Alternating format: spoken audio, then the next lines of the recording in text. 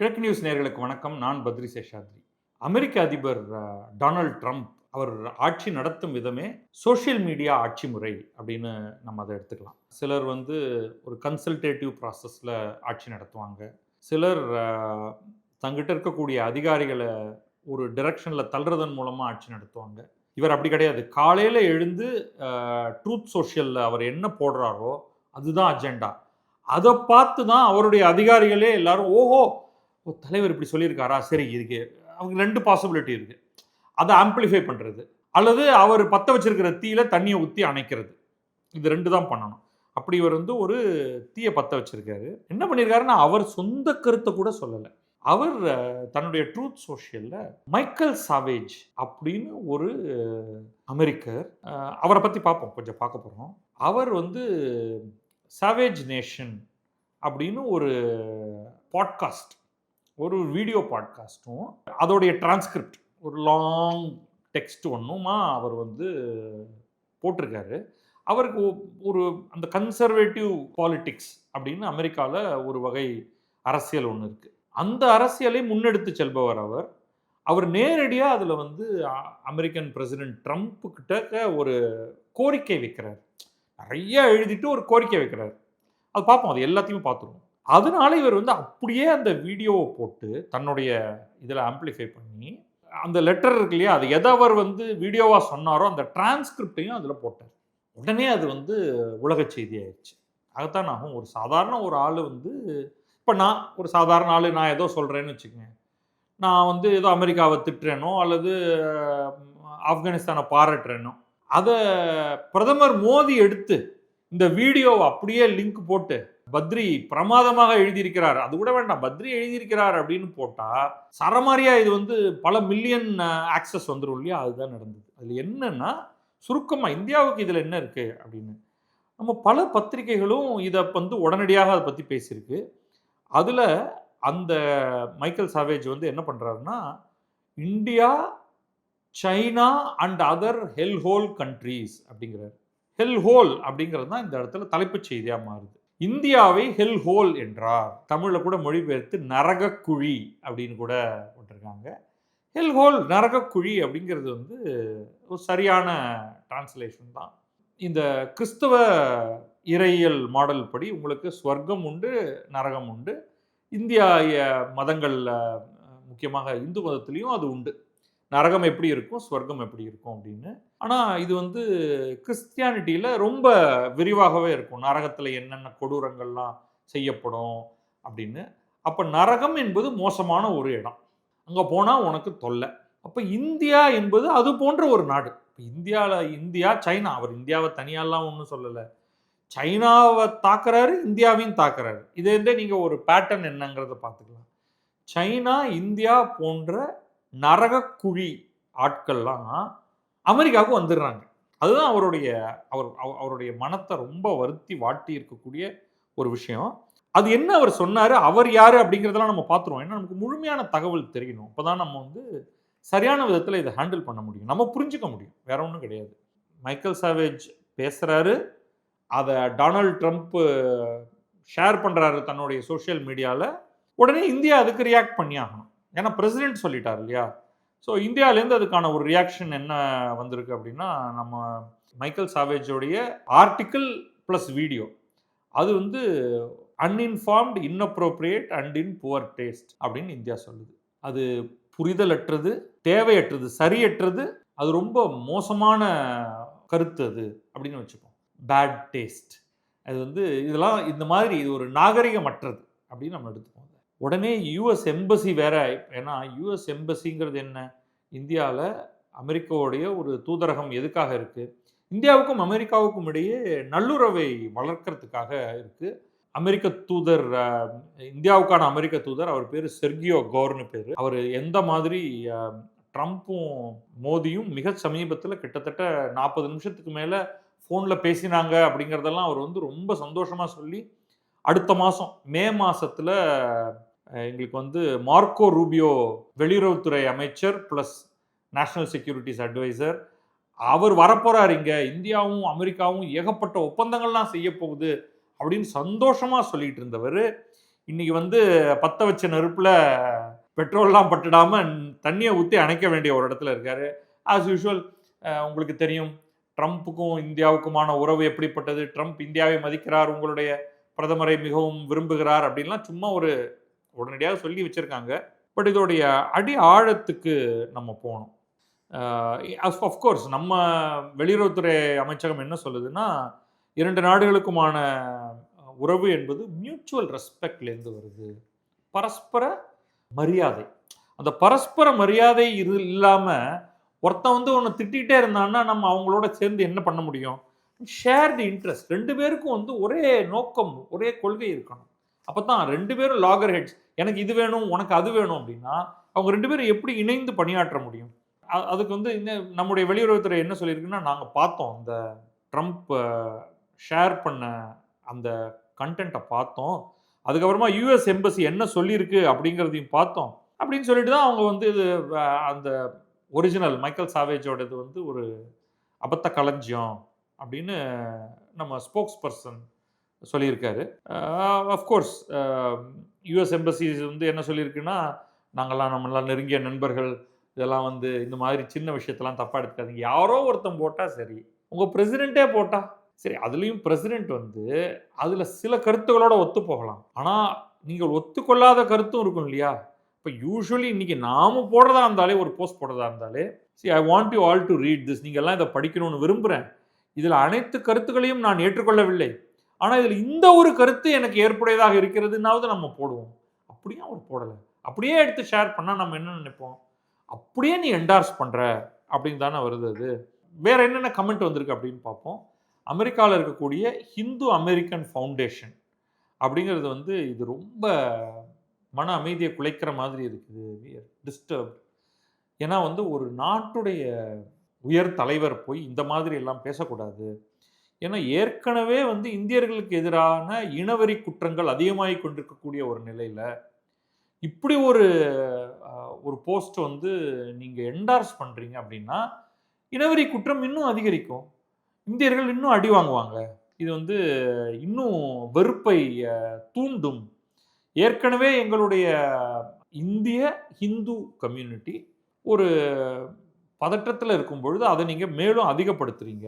இந்த மாதிரியான ஒரு செயல் வந்து ரொம்ப ரொம்ப வருத்தம் தரக்கூடியது அப்படிங்கிற மாதிரி அவங்க சொல்லியிருக்காங்க.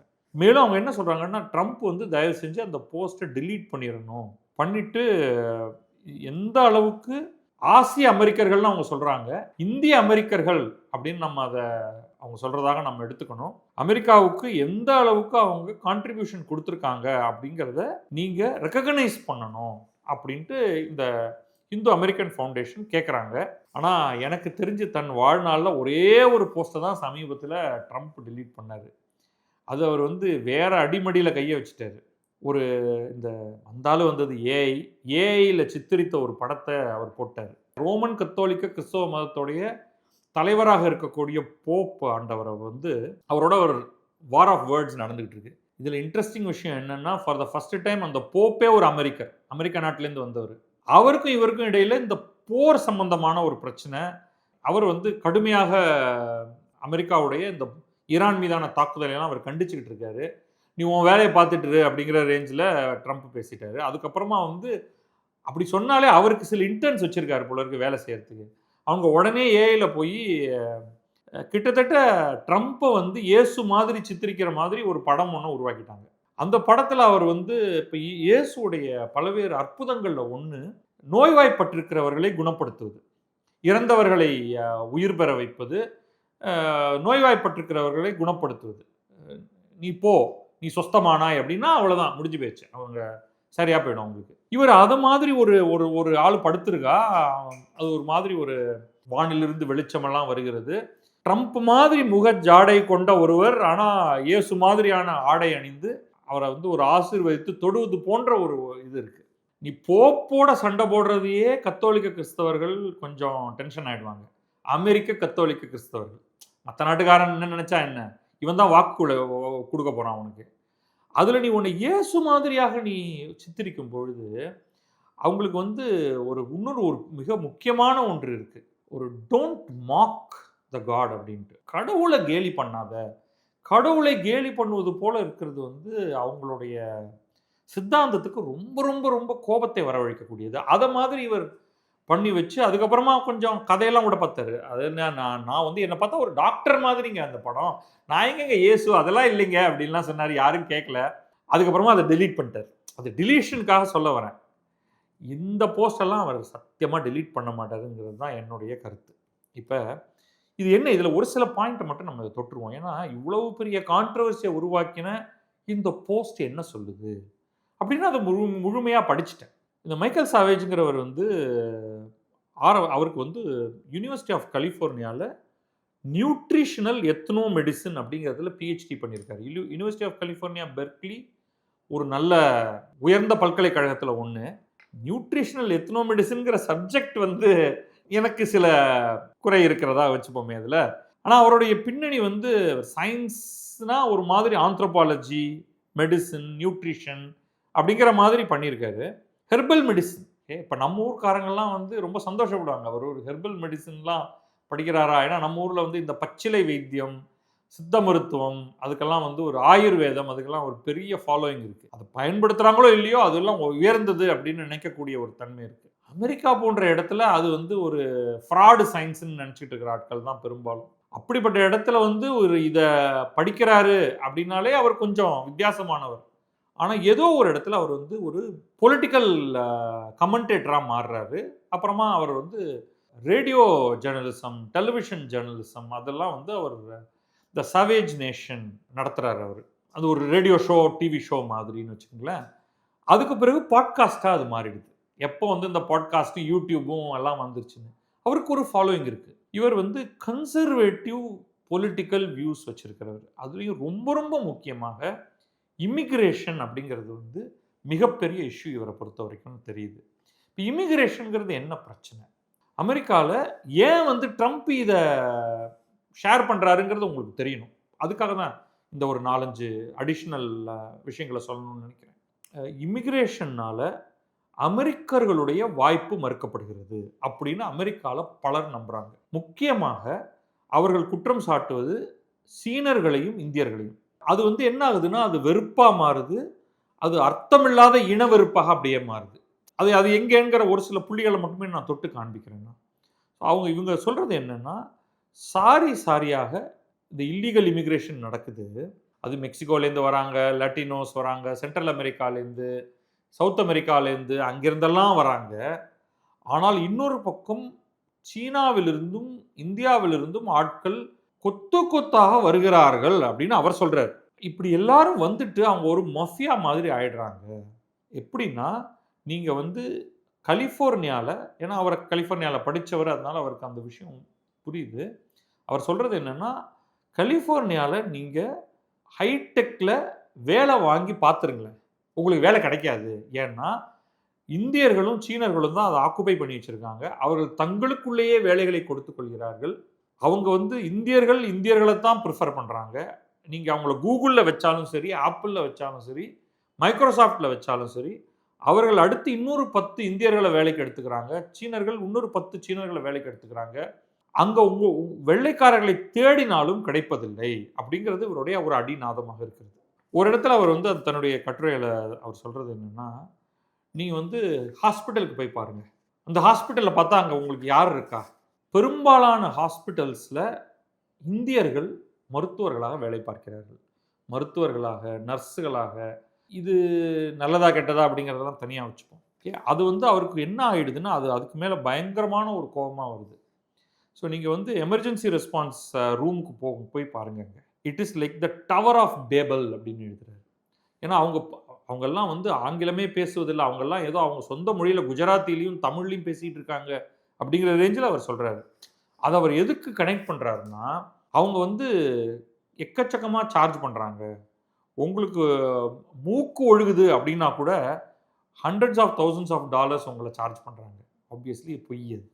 அது உண்மை கிடையாது. அதே மாதிரி நீங்க வந்து ஒரு கையில ஒரு வெட்டு பட்டுருச்சு அப்படின்ட்டு நீங்க ஹாஸ்பிட்டல் போறீங்க. அதுக்கு $30,000 சார்ஜ் பண்றாங்க.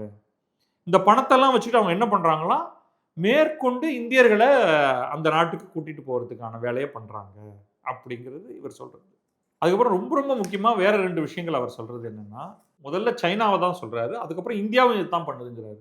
8 மாசம் 9 மாச கர்ப்பிணி பெண்கள் சீனாவிலிருந்து அவங்க அழைச்சிட்டு வந்து அமெரிக்காவுக்கு விசிட்டர் விசால வராங்க. வந்து இங்க ஹாஸ்பிட்டல்ல அவங்கள சேர்த்து விட்டா அவங்களுக்கு குழந்தை பிறக்குதா? குழந்தை பிறந்த உடனேயே அவங்க அமெரிக்க குடிமக்களாக ஆகிவிடுகிறார்கள். இதுக்கு தான் பர்த் ரைட் சிட்டிசன்ஷிப் அப்படின்னு பேர். இதுதான் இவருக்கு வந்து ரொம்ப ஆற்றாமையா இருக்கிறது இதுதான். Birthright citizenship வாங்கிடுறாங்க.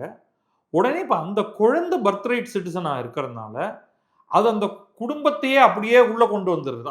அத பயன்படுத்திக்கிட்டு, அப்படியே ஒரு 10, 20 பேர், 100 பேர் அந்த குழந்தைய அடிப்படையா வச்சு அவங்கெல்லாம் அமெரிக்கன் சிட்டிசன் ஆயிடுறாங்க அப்படிங்கிறாரு. இது உண்மையா அப்படின்னு பார்ப்போம். இறுதியா அவங்களுக்கு வந்து அவருக்கு பயங்கர கோபம் வருது யார் மேல அப்படின்னா, அமெரிக்கன் சிவில் லிபர்ட்டீஸ் யூனியன் அப்படின்னு ஒரு அமைப்பு மேல. அக்லூ அப்படின்னு பேரு. இந்த அமைப்பு என்ன பண்ணுதுன்னா, தனிநபர்களுடைய சுதந்திரம் ஏதேனும் விதத்தில் பறிபோகிறது என்றால், அது வந்து அந்த நாட்டின் குடிமக்களுடைய அல்லது அந்த நாட்டுக்கு குடிபெயர்ந்து வந்திருக்கக்கூடிய குடியேறிகளாக யாராக வேண்டுமானாலும் இருக்கட்டும், சிவில் லிபர்ட்டீஸ் அந்த சிவில் லிபர்ட்டீஸ் காக்கப்பட வேண்டும் என்று அவர்கள் வழக்கு தொடுக்கிறார்கள். இவ்வளவுதான். இது வந்து கருப்பினத்தவர்களுடைய உரிமைகள் பறிக்கப்பட்ட பொழுது அதை மாற்ற வேண்டும் என்பதற்காக தோன்றிய ஒரு அமைப்பு. அதிலிருந்து அவர்கள் தொடர்ந்து யாருக்கு உரிமைகள் பறிக்கப்பட்டாலும் வழக்காடுவது அப்படிங்கிறத அவர்கள் ஒரு கொள்கையாக வைத்திருக்கிறார்கள். இந்த பர்த் ரைட் சிட்டிசன்ஷிப் அப்படிங்கிற ஒரு கான்செப்டை நீக்க வேண்டும் அப்படின்னு ட்ரம்ப் ஒரு அவசர சட்டம் கொண்டு வருகிறார். எங்க ட்ரம்போட கனெக்ஷன் வருதுன்னா இங்கே தான் வருது. அதற்கு எதிராக வழக்கு தொடுக்கிறார்கள் அக்லூ. அந்த வழக்கு சுப்ரீம் கோர்ட் கையில் எடுத்துக்கொள்கிறது. அந்த வழக்கு நடக்கும் பொழுது இது நாள் வரை யாருமே செய்திராதது மாதிரி ட்ரம்ப் என்ன பண்றாரு, அந்த வழக்கு நடக்கும் பொழுது நான் சுப்ரீம் கோர்ட்ல போய் உட்கார்ந்து பார்வையாளர் கேலரியிலேருந்து பார்க்க போறேன் அப்படின்னு சொல்றாரு. உதாரணமா சொல்றதா இருந்தா, இப்ப சபரிமலை தொடர்பாக ஒரு 9 நீதிபதிகள் அடங்கிய ஒரு special session constitutional bench session ஒன்று நடந்துட்டு இருக்கு. சபரிமலை பத்தி மட்டும் இல்ல, பல்வேறு மத சுதந்திரம் தொடர்பானது. அதை பத்தி நம்ம விரிவா சீரீஸ் ஆஃப் பேட்டிகள் நம்ம தமிழலை சேனல்ல போட்டுக்கிட்டு இருக்கோம். அதை பாருங்க நீங்க. அது நடக்கும் பொழுது எல்லா வேலையும் விட்டுட்டு நம்ம பிரதமர் மோடியும் குடியரசுத் தலைவர் திரௌபதி முர்மு அவர்களும் 2 பேரும் வந்து நாங்க அந்த ரூம்ல உட்கார்ந்து நேர்ல வந்து பார்க்க போறோம் அப்படின்னு சொன்னா எப்படி இருக்கும்? அப்போ உடனே அந்த இடமே வந்து ஒரு கலகலத்து போயிடும் இல்லையா? அவங்களுக்கு செக்யூரிட்டி கொடுக்கணும். ஜட்ஜஸ்க்கே பிரசிடென்ட் உட்கார்ந்துருக்காரு, அவர் நம்மளை பார்த்துக்கிட்டு இருக்காருங்கும் பொழுது ஒரு சின்ன குறுகுறுப்பு இருக்கும். வாதாடக்கூடிய வழக்கறிஞர்களுக்கு கொஞ்சம் சிக்கல் இருக்கும். ஆனா அவர் உட்கார்ந்துட்டு கொஞ்ச நேரம் வரைக்கும் உட்கார்ந்துருந்தாரு. அதுக்கப்புறம் அவர் கிளம்பி போயிட்டாரு. ஸோ அதெல்லாத்தையும் இவர் எடுத்துட்டு பிரசிடென்ட்டே வந்து பார்க்கக்கூடாதுன்னு யாரு சாவேஜ் சொல்றாரு. கடைசியா அந்த வழக்கு நடந்துகிட்டு இருக்கு. இன்னும் அது முடியல. அந்த வழக்கு முடிஞ்சதுக்கு பிறகு அதை பத்தி நம்ம என்ன நடக்குதுன்னு பார்க்கலாம். பட் பேசிக்கா இந்த பர்த் ரைட் சிட்டிசன்ஷிப் அப்படிங்கிறத நீக்கணும் அப்படிங்கிறதுல ட்ரம்ப்பும் மைக்கேல் சாவேஜும் ஒரு புள்ளியில இணையறாங்க. இந்த ஹோல் போஸ்ட் அவருடைய வீடியோவும் அவர் எழுதினதுமே இதை பத்தின ரேண்ட் தான். அவர் பொங்கிட்டு அவர் என்ன சொல்றாருன்னா, இதுக்கும் சுப்ரீம் கோர்ட்டுக்கு என்ன சம்பந்தம்? பர்த் ரைட் சிட்டிசனாக ஒருத்தர் இருக்கணுமா வேண்டாமாங்கிறத கான்ஸ்டிடியூஷன்லேருந்து நீங்கள் வெளில எடுக்கணும். அது கான்ஸ்டிடியூஷன்லேயே இருக்கக்கூடாது. அது மக்கள் வாக்கெடுப்பில் வரணும். இப்போ மக்கள் வாக்கெடுப்பு நடத்தி பெரும்பான்மை அமெரிக்கர்கள் வந்து பர்த் ரைட் சிட்டிசன்ஷிப் இருக்கலாம்னு சொன்னால் இருக்கட்டும், இருக்கக்கூடாதுன்னு சொன்னால் இருக்கக்கூடாது. ஆனால் நீங்கள் என்ன பண்ணுறீங்க, நீங்கள் வந்து கோர்ட்டில் போய் உட்காந்துட்டு நீங்கள் வழக்காடுறீங்க. இதில் என்ன கொடுமை அப்படின்னா, அக்லூ சார்பாக வழக்காடுற ஒரு வழக்கறிஞர் அவங்க சைனீஸ் பேர் உள்ளவங்க. ஆனால் அமெரிக்காவில் பிறந்து வளர்ந்து படித்து நல்லா அமெரிக்க ஆங்கிலம் பேசுகிறவங்க. இவரால் ஏற்கனவே கொதிச்சுக்கிட்டு இருக்காரு. அது வந்து அவங்கள ஸ்னேக், வைப்பர், என்னென்ன கெட்ட வார்த்தைகள்லாம், அதாவது கெட்ட வார்த்தை அல்லாத கெட்ட வார்த்தைகளால் அவங்கள திட்டுறாரு. அவருக்கு அதுக்கு அடுத்த கோபமே இந்த அக்லூ மேலே தான். அக்லூவையே தூக்கி அதை உடைச்சிடணும், அதை ஜெயிலில் போடணும். அது ஒரு அமைப்பு, அது வந்து அதை வேலை செய்கிறவங்க எல்லாரையும் ஒழிச்சு கட்டணும் அப்படிங்கிற ரேஞ்சில் பேசுகிறாரு. இப்போ நம்ம வந்து எல்லாத்தையும் விட்டுருவோம். ஒரே ஒரு பாயிண்ட் சொல்லி முடிச்சிடுவோம். இந்த பர்த் ரைட் சிட்டிசன்ஷிப் பற்றி என்ன, அவர் நமக்கு இப்போ 2 விஷயம் இருக்குது. பர்த் ரைட் சிட்டிசன்ஷிப் இருக்கணுமா கூடாதா? பை த வே இந்தியாவில் அது கிடையாது. இப்போ நம்ம வந்து நியாயங்களை பார்க்கணும். அமெரிக்காவுடைய அரசியலமைப்பில் அது இருக்குது, இந்திய அரசியலமைப்பில் அது கிடையாது. இப்போ இந்தியாவுக்கு அமெரிக்காவை சேர்ந்த 2 வெள்ளைக்காரர்கள் வருகிறார்கள். அந்த அம்மா பிரெக்னென்ட்டு, அவங்க குழந்தை பெற்றுறாங்கன்னா அந்த குழந்தைக்கு இந்தியன் சிட்டிசன்ஷிப் கிடையாது, அமெரிக்கன் சிட்டிசன்ஷிப் தான். அதுவும் அவங்க பதியணும் அமெரிக்கன் எம்பசியில் வந்து எங்களுக்கு குழந்தை பிறந்திருக்கு அப்படின்னு. ஆனால் இந்தியாவை சேர்ந்த 2 பேர் சுற்றுலாவுக்காக அங்கே போகிறார்கள். அங்கே அவங்களுக்கு குழந்தை பிறந்துருது அப்படின்னா, உடனே அந்த ஊர் ஹாஸ்பிட்டல் வந்து அவங்களுக்கு அமெரிக்க குடியுரிமை அந்த குழந்தைக்கு குடுத்துரும். இதுதான் வந்து நப் ஆஃப் த டிஸ்கஷனே. அது சரியா தவறா அப்படின்னு அமெரிக்கால அவங்க சண்டை போட்டுட்டு இருக்காங்க. நமக்கு அதுல ஒரு கருத்தும் இல்ல. நம்ம அப்படியே ஓரத்துல இருந்து பார்ப்போம். அது போதும் நமக்கு. பட் இவர் சொல்றது என்னன்னா, இந்த மாதிரி வந்து 8, 9 மாத கர்ப்பிணிகள் அங்க போறாங்க, குழந்தை பெத்துக்கிறாங்க. உடனே அந்த குழந்தை அமெரிக்கன் சிட்டிசன் ஆயிடுது. குழந்தை அமெரிக்கன் சிட்டிசன் ஆன உடனே அவங்க வந்து கொத்து கொத்தாக ஆட்களை உள்ளே வரவழைக்கிறார்கள். அது உண்மை இல்ல. அமெரிக்காவில் பிறந்த குழந்தையாக இருந்தாலும், அந்த குழந்தை 21 வயது ஆகும் வரை வேற யாரையும் பெர்மனன்ட் ரெசிடென்ட்டா உள்ள கொண்டு வர முடியாது. 21 வயதுக்கு பிறகு தன்னுடைய தாயையோ, தந்தையையோ அல்லது மற்ற நெருங்கின உறவினர்களையோ அவர்கள் வந்து டிபெண்டன்ட் விசால உள்ள கூட்டிட்டு வரலாம். அதுவும் வந்து ப்ராப்பர் விசா ப்ராசஸிங் வழியா தான் நடக்கணும். ஸோ இவர் சொல்ற மாதிரி ஆட்டோமேட்டிக்கா அந்த குழந்தை போய் அப்ளை பண்ணி அதெல்லாம் ஒண்ணும் பண்ண முடியாதுங்கிறது நம்பர் 1 பாயிண்ட். 2வது பாயிண்ட் ஒரு எஸ்டிமேட். எவ்வளவு தான் அந்த மாதிரி இது நடக்குதா? இது உண்மையா அப்படின்னு பார்த்தா உண்மைதான். ஆனா வெறும் சில ஆயிரங்கள் அல்லது சில 10,000கள் அதாவது 10,000, 20,000 குழந்தை பிறப்பு இந்த மாதிரி நடக்கலாம் என்று எஸ்டிமேட் பண்றாங்க. மொத்தம் எவ்வளவு குழந்தைகள் ஓர் ஆண்டில் அமெரிக்காவில் பிறக்கின்றன அப்படின்னு பார்த்தீங்கன்னா, அப்ராக்ஸிமேட்லி இன்றைய தேதியில 36 37 லட்சம் பிறப்புகள் ஒரு ஆண்டுக்கு. அப்ப இது எவ்வளவு அப்படின்னு பார்த்தா, மிகச்சிறிய ஒரு பெர்சன்டேஜ். Less than 1%. அதுலயும் குறைச்சல். அப்ப இவர் என்னன்னா, இத ஒரு பெரிய விஷயமாக மாற்றி, என்னவோ வந்து வதன்னு வந்து இவங்க பெத்துக்கிட்டு இருக்காங்க அப்படின்னு இவர் சொல்றது வந்து, இவருடைய வெறுப்பையும், புரிதலற்ற தன்மையும் தான் காண்பிக்கிறது. இது நம்பர் 1. அப்ப இந்தியர்கள் அங்க எப்படி போறாங்க?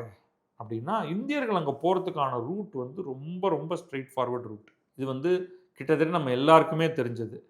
முதல்ல அவங்க கல்வி கற்க போறாங்க. இது நான் இன்றைக்கு நேற்றைக்கு நடக்கல. 1960களில் ஆரம்பித்து 70களில் இருந்து சற்றே அதிகமாகி 1990களில் இருந்து மிகப்பெரிய அளவுக்கு போக ஆரம்பித்தது. அப்பெல்லாம் வந்து ஆரம்ப கட்டத்துல இந்தியர்கள் ரொம்ப பணக்காரர்களாக இருப்பவர்கள் தான் பணம் கொடுத்து அங்க போய் படிக்க முடிந்தது. மீதி பேரெல்லாம் வந்து ஸ்காலர்ஷிப் கிடைச்சா போய் படிப்பாங்க. ஆனால் அங்கே போய் படித்தவர்கள் அங்கேயே இருந்து விடுவார்கள். அங்கேயே இருந்துட்டாங்கன்னா அவங்க வந்து முதல்ல வந்து ஸ்டூடெண்ட் விசால போறாங்க. அதுக்கப்புறமா அது ஒர்க் விசாக்கு மாறும். ஒர்க் விசாலேருந்து கிரீன் கார்டா மாறும். கிரீன் கார்ட்லேருந்து சிட்டிசனா மாறுவாங்க. சிட்டிசனா மாறிட்டா அடுத்து அவர்கள் திருமணம் செய்து கொள்வார்கள். அவர்களுக்கு குழந்தைகள் பிறக்கும். இப்படிதான் வந்து கடந்த 40, 50 ஆண்டுகளாக ரொம்ப அதிகமா போனா 60 ஆண்டுகள் அப்படின்னு நீங்க வைத்துக் கொள்ளலாம். இந்தியர்களுடைய எண்ணிக்கை அதிகரித்திருக்கிறது. நடுவுல வந்து சீனாவை விட அதிகமான எண்ணிக்கையில் இந்தியர்கள் அங்கே போய் படிக்க ஆரம்பித்தார்கள். கல்விக் கடன் அப்படிங்கிறது கொடுக்க ஆரம்பித்த உடனே நிறைய பேர் ஸ்காலர்ஷிப் கிடைக்காமலேயே கூட சொந்த பணத்தை, கடனாக வாங்கிய பணத்தை, பெற்றோர்களின் பணத்தையும் வைத்துக்கொண்டு அங்கே போய் படிக்க ஆரம்பித்தார்கள். போய் படிப்பவர்கள் வேலை தேடினார்கள். வேலை தேடுபவர்களுக்கு வேலை கிடைத்தது. வேலை கிடைத்த உடனே அங்க விசாவுக்கான வழிமுறை வருகிறது. அப்ப இது எல்லாத்தையும் தான் ட்ரம்ப் அட்டாக் பண்ண ஆரம்பிக்கிறார். ட்ரம்ப் என்ன பண்றாரு? கிரீன் கார்டு வாங்குவதை ரொம்ப சிக்கலாக்குகிறார். இதுவும் இந்தியர்களுக்கெல்லாம். விசால கஷ்டம் கொடுக்கிறார். அப்ப இது எல்லாம் நடக்குது. இதெல்லாம் வந்து கடந்த ஓராண்டுக்கு முன்னாடி நடந்ததை நம்ம பார்த்தோம் நம்ம. ஸோ இது எல்லாத்தையும் சேர்த்து வச்சு நீங்க பார்க்கும் பொழுது, இதுதான் வந்து இந்தியர்களுடைய எண்ணிக்கை அதிகமாகறதுக்கு காரணம். அதே மாதிரி இந்த ஒரே ஃபைனல் பாயிண்ட் டாக்டர்ஸ். எக்கச்சக்கமான மருத்துவர்கள் அங்கே இருப்பதற்கான காரணம், அமெரிக்கால மருத்துவர்களுக்கு பற்றாக்குறை இருக்கிறது இன்றைக்கு. நீங்க வந்து அவங்க எல்லாரையும் அனுப்பிச்சுட்டா, அமெரிக்கன் ஹெல்த் கேர்ங்கிறது என்ன ஆகும் அப்படிங்கிறத பாருங்க. இன்றைக்கே இவர் சொல்றாரு இல்லையா, சின்னதா போய் கட் பண்ணா $30,000 கேட்குறாங்கன்னு. அதுக்கு காரணம் இன்சூரன்ஸ். அதுக்கு காரணம் டாக்டர்ஸ் கிடையாது.